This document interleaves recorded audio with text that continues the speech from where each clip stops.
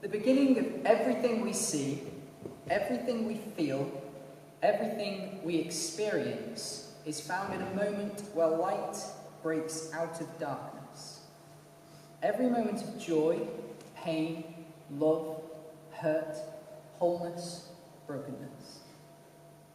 Light begins an expansion that goes on and on until it rests in the creation of a growing, living, ebbing and flowing universe.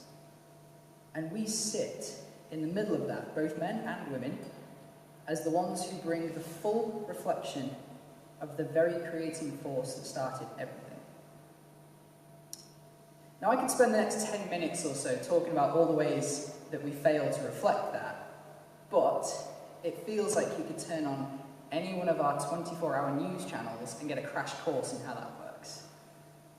So instead, I want to turn to one of the narratives that underscores the entirety of the Genesis creation poem, that light is created out of darkness.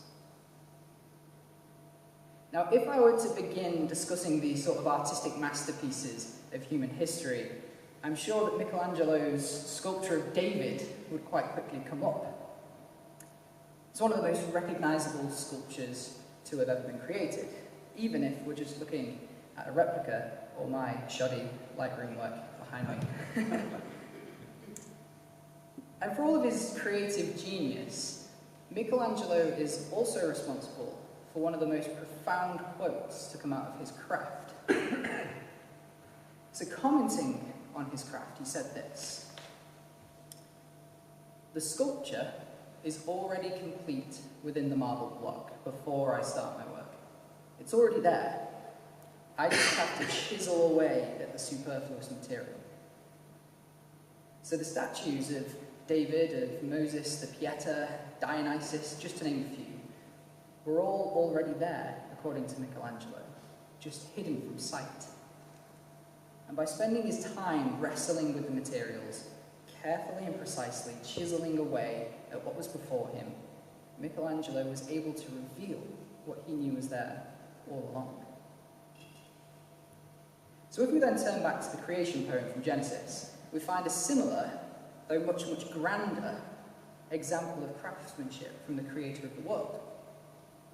Only, rather than working and creating out of the finite material, this creator is chiseling away at the infinite void of darkness, revealing what they already knew was there all along: light. Now, as a society and as a church, we generally avoid conversations about darkness. We're quick to advise and encourage one another to sort of ignore something that takes us back to the very roots of creation. And as a result, we've created a culture that's scared of showing its fragile brokenness, where those with a keen enough eye can exploit our emotions and make us feel as though shying away from our problems is the best, even correct, way to live. We see this all the time in the news, on playgrounds, in workplaces, on social media, and dare I say it, in churches. The message of our age is, only the weak find themselves in darkness. Now, as somebody who's battled with and continues to struggle with anxiety and depression, I'm aware of this in a very deeply personal way. But I've also seen people that I love go through the dark valleys of life, feeling that the further they go, the more it shows an inability on their part to live their life as a sort of normal person.